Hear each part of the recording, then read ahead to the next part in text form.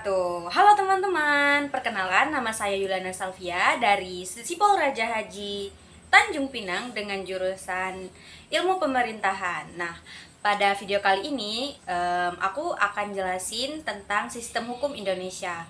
Nah, materi ini tuh penting banget teman-teman. Ini bukan cuma urusan pengacara atau hakim, tapi juga urusan yang mengatur kehidupan kita sehari-hari. Nah, mari kita bahas bersama-sama. Pertama-tama, kita mulai dari pengertian sistem. Nah, teman-teman, sistem itu adalah kesatuan dari beberapa elemen atau bagian yang saling terhubung dan bekerja sama. Jadi, kalau ada satu bagian yang terganggu, bagian lainnya bisa ikut terdampak. Contohnya, pada sistem tubuh manusia. Kalau satu organ bermasalah, misalnya jantung atau paru-paru, maka tubuh kita bisa terganggu secara keseluruhan. Nah, dalam konteks hukum, sistem hukum juga seperti itu. Ada banyak bagian yang saling berkaitan. Dari aturan hukumnya, lembaga yang menjalankannya, sampai masyarakat yang menjalani hukum itu sendiri. Selanjutnya kita bahas tentang pengertian hukum. Secara umum, hukum adalah kumpulan peraturan yang mengatur perilaku manusia dalam masyarakat. Hukum itu bersifat memaksa. Artinya, jika dilanggar akan ada sanksinya. Tujuan hukum sendiri ialah menciptakan ketertiban, keadilan, dan perlindungan bagi semua orang. Nah, kata hukum itu sendiri berasal dari berbagai bahasa. Dalam bahasa Arab disebut hukum, dalam bahasa Inggris law, dalam bahasa Belanda Richard, and dalam bahasa Prancis ioi. Nah, teman-teman, masing-masing itu punya makna yang mirip, yaitu peraturan atau ketentuan yang mengikat. Yang menarik, definisi hukum itu berbeda-beda tergantung siapa yang menjalankannya. Misalnya, Utrecht bilang hukum itu adalah himpunan peraturan yang hidup berlaku di masyarakat dan dibuat oleh yang berwenang. Nah, Immanuel Kant menyebutkan hukum sebagai syarat supaya kebebasan tiap orang bisa berjalan berdampingan dengan kebebasan orang lain. Diam. Intinya, hukum itu mengatur supaya kita itu tidak semena-mena dan bisa hidup berdampingan secara damai. Nah, yang ketiga, kemudian ada ciri-ciri dan unsur hukum. Nah, hukum itu punya beberapa ciri penting. Ya, yang pertama itu mengatur tingkah laku manusia, dibuat oleh lembaga yang berwenang seperti DPR, bisa berbentuk tertulis atau tidak tertulis, bersifat memaksa. Kalau dilanggar bakalan ada sanksinya, mulai dari teguran, denda, penjara, dan bahkan sampai dihukum mati, teman-teman. Jadi, hukum itu bukan sekedar aturan, tapi juga punya kekuatan memaksa yang sah secara negara. 3 komponen sistem hukum menurut Lawrence M. Friedman. Nah, menurut Lawrence M. Friedman ini, sistem hukum itu terdiri dari 3 komponen utama.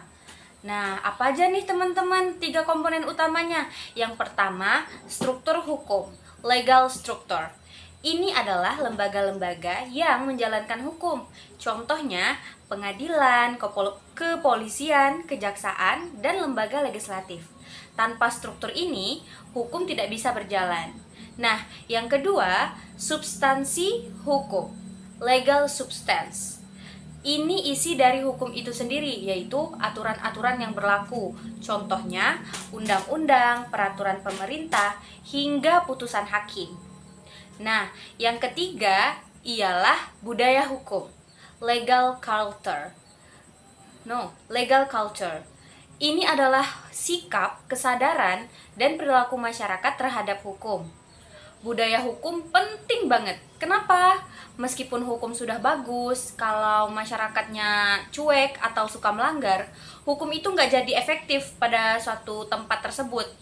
Seperti itu. Kemudian ada macam-macam sistem hukum di dunia. Teman-teman semua, kalian harus tahu sistem hukum itu nggak cuma satu di dunia. Secara umum, ada beberapa model utama. Yang pertama, sistem hukum Eropa kontinental, yaitu civil law. Sistem hukum ini yang menekankan pada hukum tertulis. Artinya, semua aturan sudah tertulis dalam undang-undang. Negara kita Indonesia menganut sistem ini karena dulu kita itu dijajah oleh Belanda. Jadi, banyak warisan hukumnya kita adopsi. Jadi kita pakai deh sampai sekarang. Yang kedua, sistem hukum Anglo-Saxon atau common law. Sistem ini berkembang di Inggris, Amerika, dan negara-negara di sana. Di sini keputusan hakim terdahulu. Jurisprudensi sangat penting. Jadi kalau ada kasus baru, hakim akan merujuk pada kasus-kasus sebelumnya. Ada prinsip yang disebut stare decisis. Artinya berdiri pada keputusan sebelumnya. Nah, yang ketiga ada sistem hukum agama. Misalnya sistem hukum Islam yang berlaku di beberapa negara, atau sistem hukum Hindu di India. Di Indonesia, hukum Islam berlaku terbatas, terutama dalam urusan perdata seperti warisan, nikah, cerai, dan zakat. Selanjutnya ada hukum adat nih teman-teman. Hukum adat ini adalah hukum yang berasal dari kebiasaan masyarakat secara turun-temurun. Di Indonesia, hukum adat masih hidup, terutama di daerah-daerah tertentu seperti Bali, Papua, atau komunitas adat di Kalimantan dan Sumatera. Nah, sistem hukum di Indonesia. Sekarang kita masuk ke topik utama kita, yaitu sistem hukum Indonesia. Sistem hukum kita adalah campuran atau pluralistik, artinya menggabungkan beberapa sistem. Dasar utamanya adalah sistem hukum Eropa kontinental karena pengaruh kolonial Belanda, tapi kita juga mengakui dan menerapkan hukum adat selama tidak bertentangan dengan Pancasila dan Undang-Undang Dasar 1945. Selain itu, kita umat Islam, hukum Islam juga berlaku dalam bidang-bidang tertentu seperti hukum keluarga dan ekonomi syariah. Sistem hukum Indonesia dibentuk untuk mencerminkan kemajemukan masyarakat Indonesia yang terdiri dari berbagai suku, agama, budaya. Karena itu, hukum kita juga harus bisa fleksibel dan responsif terhadap perubahan zaman.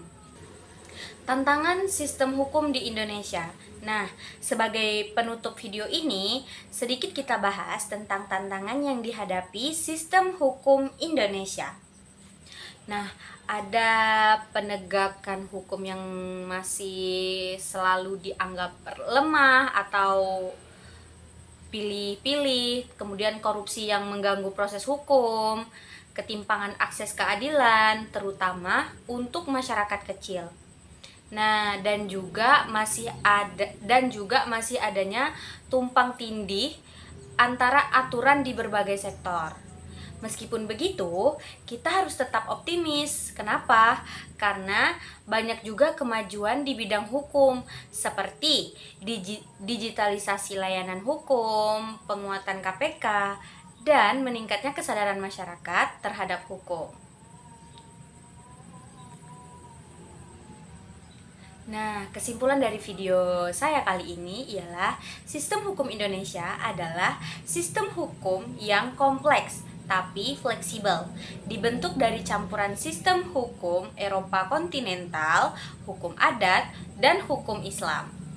Tujuannya adalah menciptakan keadilan dan ketertiban dalam masyarakat yang majemuk.